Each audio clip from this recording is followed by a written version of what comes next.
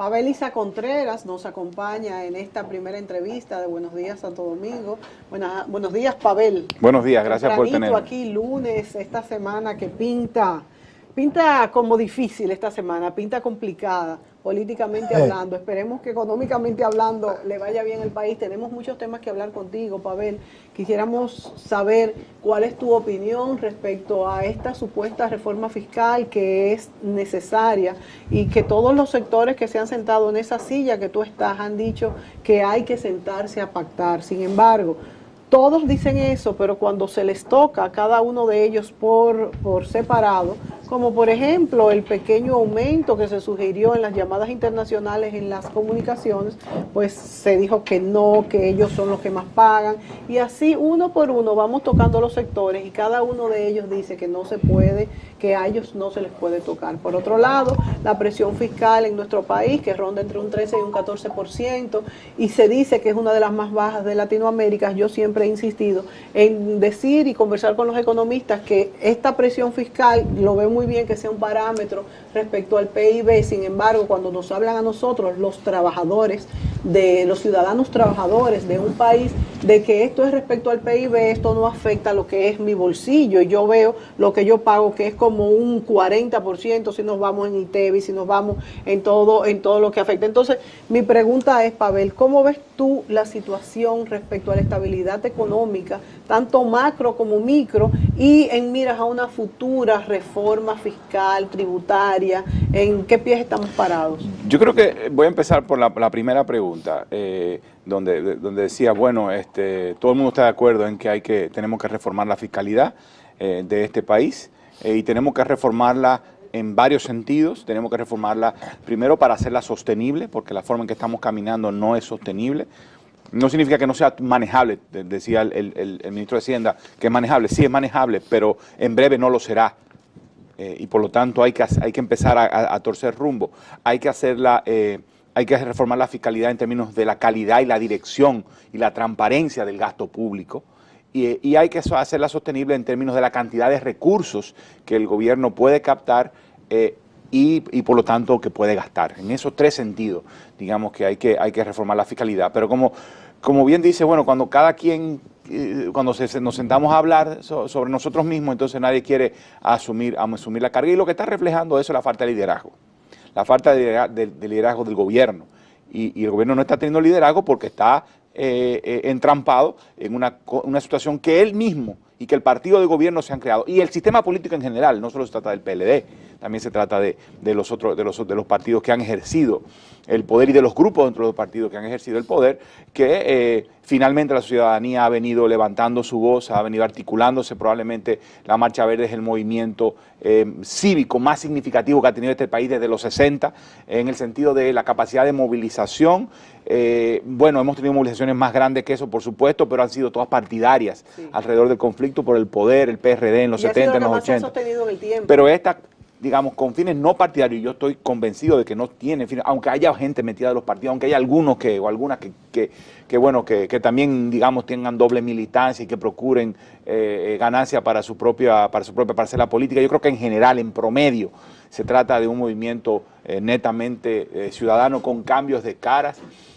Y eso ha hecho que el gobierno se ponga a la defensiva. Digamos, la oposición en este momento está en ese movimiento, claro, no en la oposición política. La oposición política se ve incapaz de capitalizar la situación. Probablemente el caso de Odebrecht toque a una parte de la oposición. Eso va a hacer que la oposición también esté entrampada, y lo que apunta a la necesidad de reformar también el sistema político del país. Es decir, cuando hablamos de reforma fiscal, hablamos de la refundación en el fondo cuando hablamos de una nueva fiscalidad, porque no es reforma fiscal. Recordar, fiscal es más que ingreso, también incluye gasto. Pero cuando hablamos de una nueva fiscalidad, hablamos de un nuevo Estado. Y si hablamos de un nuevo Estado, tenemos que necesariamente remitirnos a una nueva calidad de la política. Así es. Y a unos nuevos partidos. Y claramente estos partidos están muestra de un agotamiento. Hay un evidente agotamiento de la forma de hacer política. Entonces la pregunta es, bueno, tiene que surgir un nuevo movimiento político, o tiene que surgir un liderazgo dentro de los partidos que transformen de manera muy significativa la forma de hacer política dentro de los partidos. Bueno, entonces tenemos una situación bien complicada, donde el gobierno es incapaz de tener liderazgo para llevar adelante una negociación fiscal. Y mientras nos tardamos en lograrlo, más difícil va a ser. No significa que el gobierno no pueda hacer cosas, yo creo que puede hacer cosas. Y de hecho hay algo que está tratando de hacer. Ha puesto mucho más énfasis en el tema de la administración tributaria, que yo creo que es un elemento fundamental. Pero eso no va a ser suficiente, digamos, esto no es suficiente para torcer rumbo, es un elemento, pero que es un elemento que siempre tiene que estar presente. Claro. ¿Ya? Pero hay que negociar mucho más. En términos del escenario económico, todavía estamos en un buen momento macroeconómico. Cuando digo macroeconómico, quiere decir en términos de las cifras agregadas, del comportamiento agregado de la economía, en términos generales, no en términos particulares. Las cifras están dando, y no solo las cifras, también otras, no solo las cifras del PIB, que son estimaciones, sino registros administrativos que no son estimaciones, sino que se llevan, digamos. ¿Te refieres? Bueno, por ejemplo, las recaudaciones tributarias son un reflejan el crecimiento económico. Y están creciendo, sugieren que hay una alineación, están alineados con el crecimiento del PIB y muestran un importante nivel de dinamismo. Cuando ves el crédito al sector privado, también muestran un importante dinamismo. Las importaciones se muestran también con un crecimiento que es compatible con las cifras que está dando el Banco Central. O sea, estamos en un buen momento económico. Pero ese momento económico ha sido tal en mucho por la dinámica de la demanda doméstica. Es decir, un gasto público que no se comprime mucho y en parte está, digamos, la parte buena que tiene no comprimir el gasto público es que mantiene la actividad económica arriba, ¿no? Claro. Pero la parte mala es que estás acumulando crisis a futuro. Sí. Deudas. La deuda. A menos que haya una reforma. A menos que haya una reforma, efectivamente. Entonces, también creo que hay una suerte de visión optimista de parte del empresariado que está invirtiendo, pero no está viendo lo suficiente que estamos en una situación complicada fiscalmente a la vuelta de la esquina. O sea, no estamos hablando de 5 años, no estamos hablando dentro de 1, 2 años. Máximo, Va a ser ya inmanejable el tema de la deuda. Vas a tener que, si no logras incrementar los ingresos públicos, vas a tener que contraer gasto. Y eso va a contraer, ya de hecho el ritmo de crecimiento económico se está desacelerando. Claro. Tuvimos un ritmo por encima de 6, sí. 2013, 2014, 2015. Ahora en 2017 apuntamos a 5%, que no está mal, está bueno, pero ya se ve, digamos, que ese empuje se va agotando. Mientras tanto, eso es por demanda interna, por demanda externa estamos totalmente aterrizados. Algo bien importante. Las exportaciones no crecen, porque el aparato productivo no tiene capacidad de competir en el mercado, en términos generales, excepto turismo. Todo lo demás está, que no crece lo suficiente, sacando oro, pero oro es excepcional. Sí. La pregunta es la siguiente. Entonces, ¿qué sesgos, qué escollos hay que impiden que el sector exportador crezca adecuadamente? Bueno, mira, hay sesgos y escollos, digamos, lo que llamamos horizontales, que digamos, afectan a todo el mundo, que tiene que ver con el clima de negocios. El tema institucional probablemente es el tema más importante, la inseguridad jurídica, no sabes cómo puedes responder un tribunal ante una demanda legítima, porque la justicia está permeada por la corrupción. El Ministerio Público muchas veces es incapaz de montar un buen caso. ¿No? Entonces, digamos que el ambiente, digamos, hay corrupción en el sentido, no solo en la justicia, sino también todo el trámite administrativo y demás está marcado por corrupción. Entonces, ese tipo de cosas alejan a las mejores inversiones, alejan las inversiones más comprometidas. Entonces, yo creo que ahí hay un elemento muy importante. Luego está el tema claramente de la energía eléctrica. El otro tema también es el acceso a financiamiento y las tasas de interés. Estamos hablando de tasas de interés elevadas, muy elevadas en la República Dominicana, 15-16% sí. promedio. Cuando tú ves la tasa de interés real, que es la tasa de interés a la cual tú puedes adquirir el préstamo menos la inflación, te está hablando de 14%. Es una tasa muy elevada. Y cuando ahora mismo en el mercado internacional está mucho más barato. Claro, están en el suelo precisamente por la crisis y todo, ¿no? De la cual no hemos beneficiado para endeudarnos, pero para endeudarse el gobierno, no para endeudarse digamos, el sector privado. Luego tienes los temas de calidad de la fuerza de trabajo.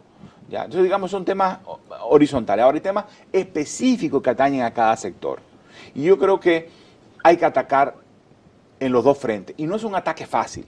Digamos, en el tema fiscal, si tú quieres, o en el tema de la política social, las cosas están más o menos claras de lo que tienes que hacer.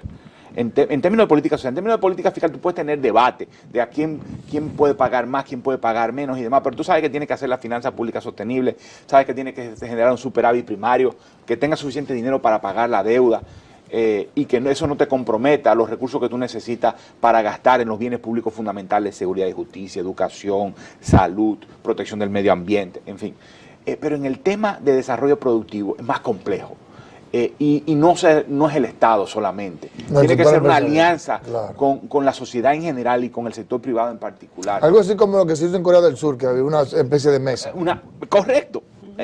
Tú necesitas alianzas específicas en sectores específicos. Tú mientras resuelves los problemas generales o vas enfrentando los problemas generales, vas atacando el tema eléctrico, vas atacando el tema institucional, pero no solo desde el Estado y del gobierno, no solo del gobierno, sino una reforma más, digamos, institucional del país. Al mismo tiempo, tú vas haciendo que el Estado se involucre en temas específicos para sectores específicos, lo que no significa que no estoy hablando de subsidios, no estoy hablando de gastar o de exenciones, estoy hablando de un involucramiento, de un acompañamiento directo a cada sector productivo que se considere prioritario y con potencial exportador y con potencial para competir con las importaciones, para atender las demandas específicas de esos sectores, en términos en particular de escalamiento tecnológico. Cómo tú conviertes a estos sectores, los sectores productivos, en tecnológicamente más capaces, más sofisticados, con más calidad y que produzcan a menor costo gracias a la productividad, no porque cortaste salario, porque esa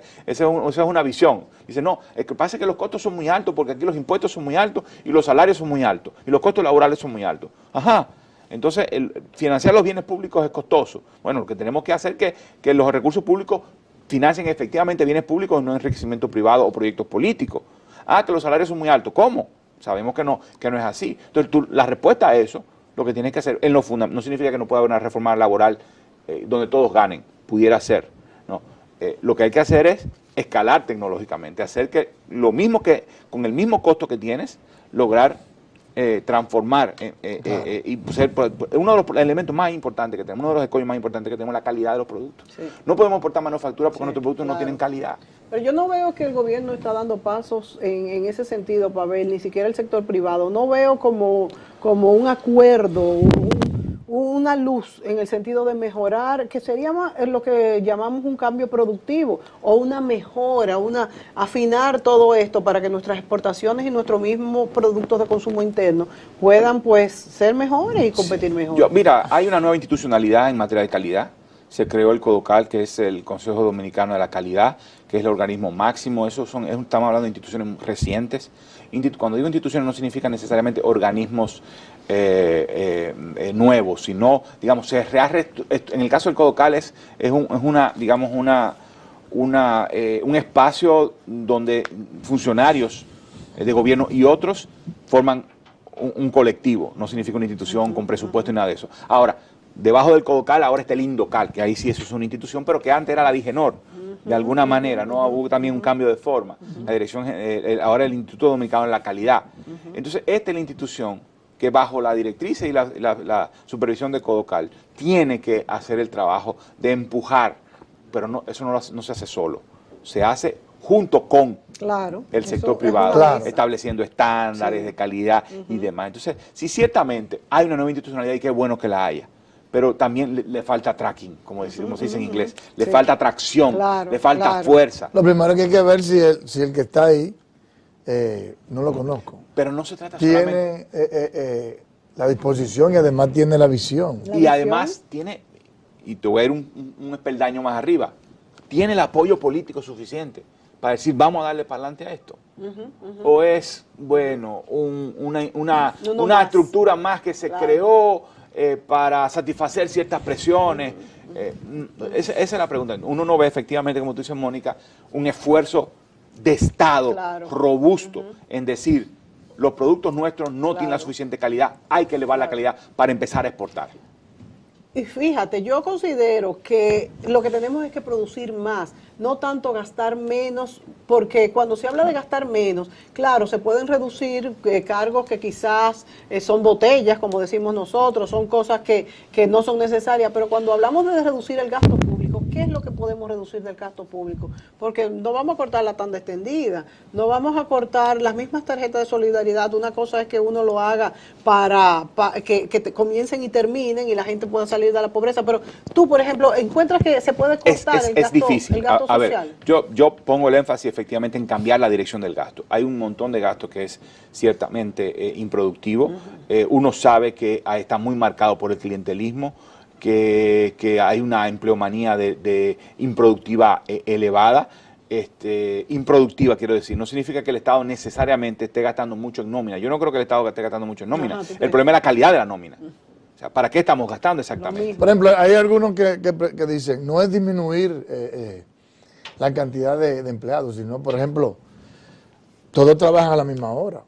Si pusieran una parte en la mañana, otra en la tarde y otra incluso en la noche, la calidad del servicio fuera La mejor. pregunta es, exactamente, ¿qué servicios están rindiendo? Exactamente. ¿No? ¿Está el Estado Dominicano proveyendo los servicios públicos fundamentales? Sí. Si lo está proveyendo, ¿y cuál es la responsabilidad, digamos, de las personas empleadas? ¿Y tienen las cualidades, las calificaciones, o están empleados una parte de ellas por mérito si no, político? En su introducción, Mónica habló me hablan de que tengo una presión fiscal de un 14%.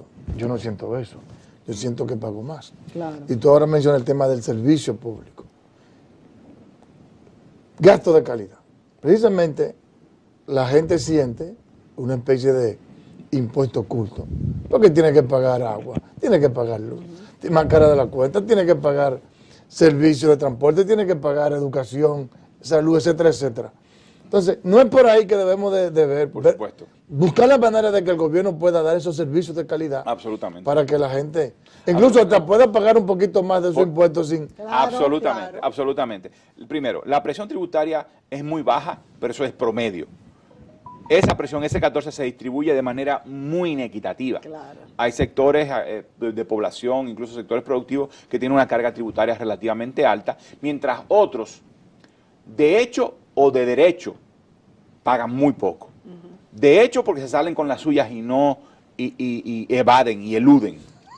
Y otros de derecho porque están exentos. Sí. Bueno, sí, en los casos de baja carga tributaria de hecho, pues hay que fortalecer la capacidad de la administración tributaria para ir detrás de ello. Que es bastante difícil, porque después que Donald Trump confiesa que él no paga impuestos porque se va por las ramas, entonces es bastante difícil. Ahora, para eso hay que, por ejemplo, enfrentar el secreto bancario. ¿Ya? Sí.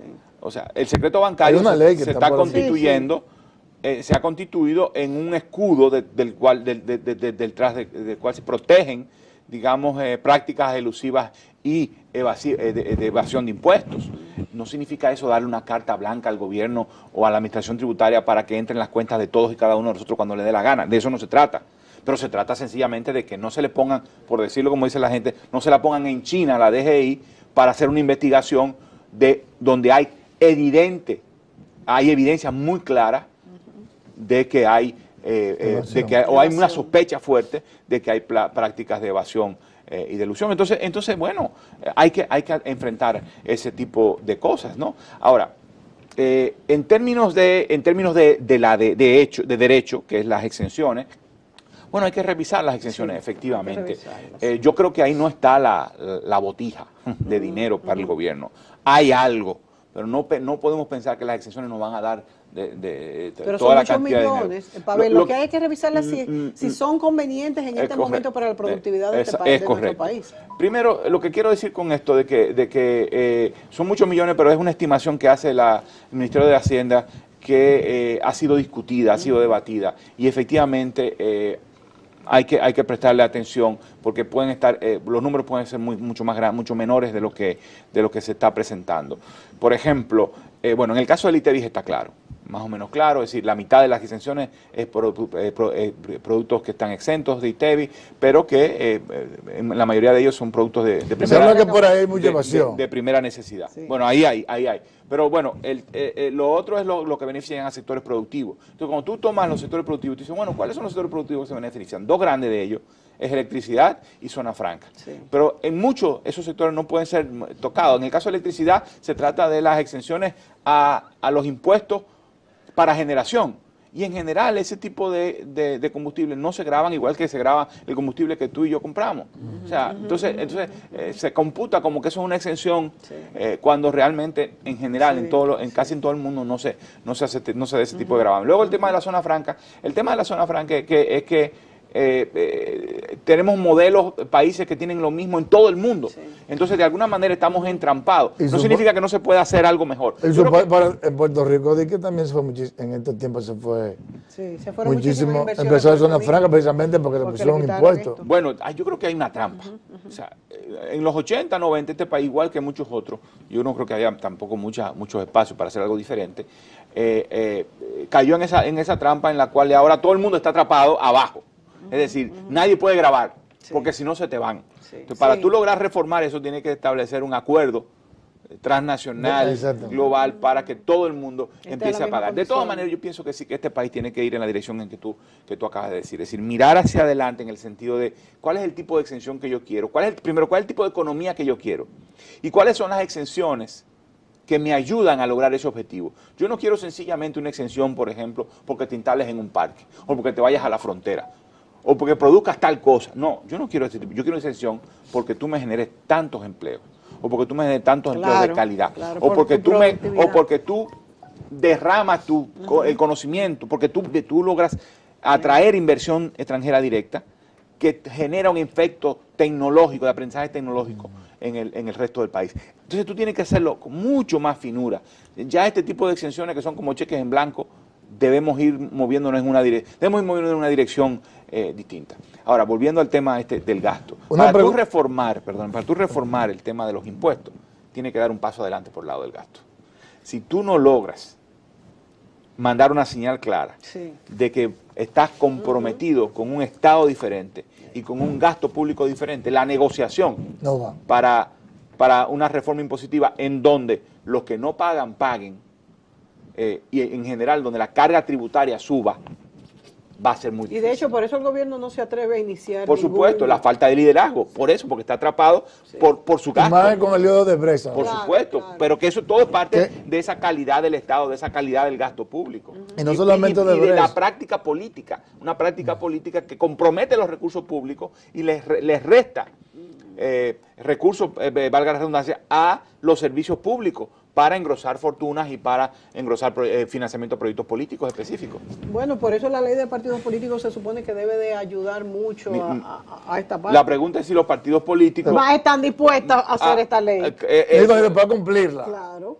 No puede ser, o sea, tiene que generarse un movimiento muy fuerte, ciudadano, para presionar, forzar a los partidos políticos a hacer algo que ellos no quieren hacer. Aunque que se vean obligados. Sí, aunque dicen que quieren hacerlo. Bueno, pero siempre dicen lo mismo. Una pregunta.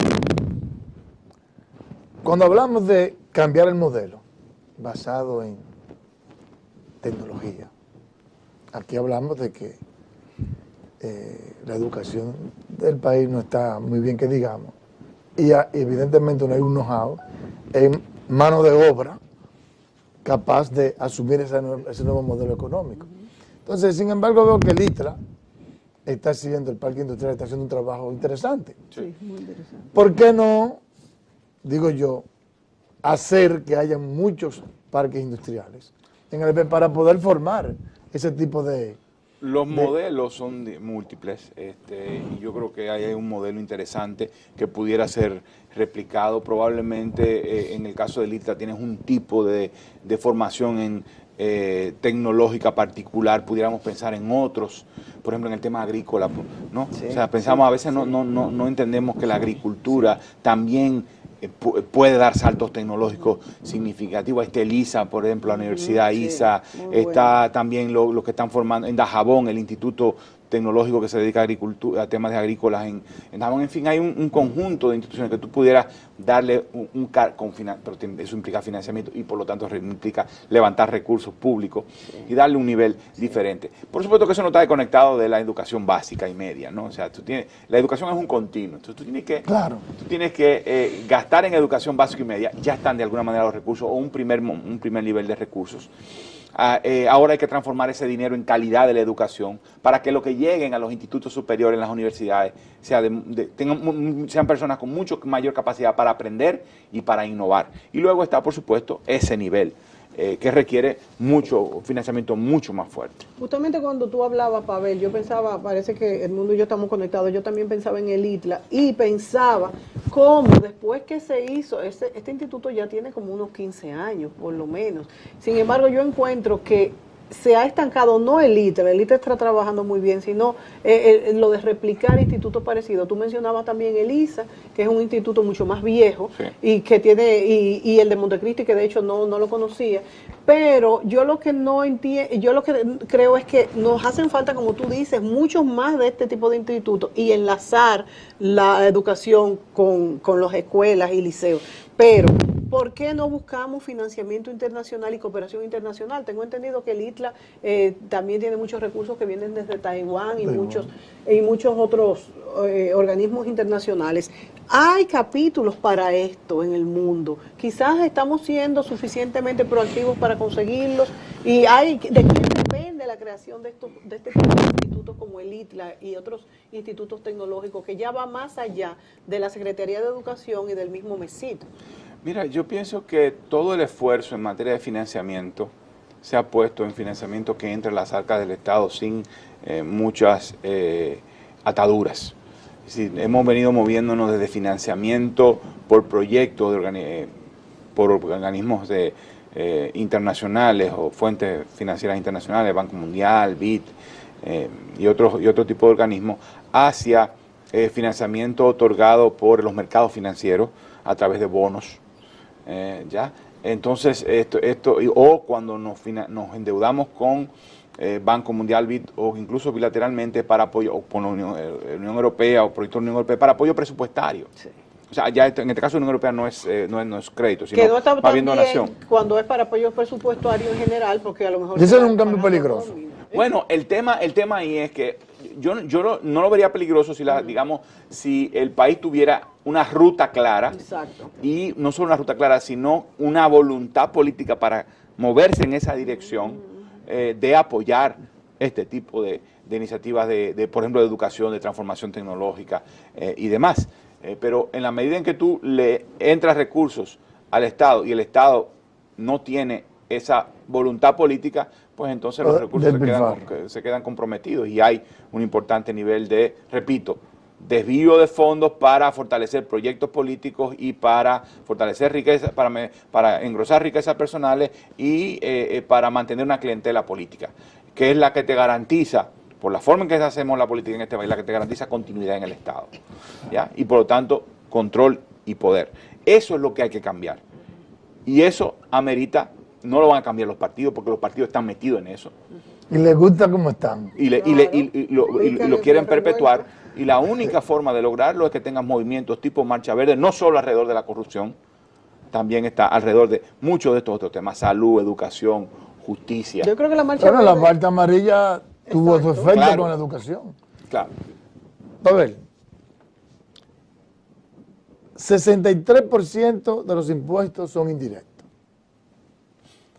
lo que implica que se afecta más a la clase media, a la clase pobre.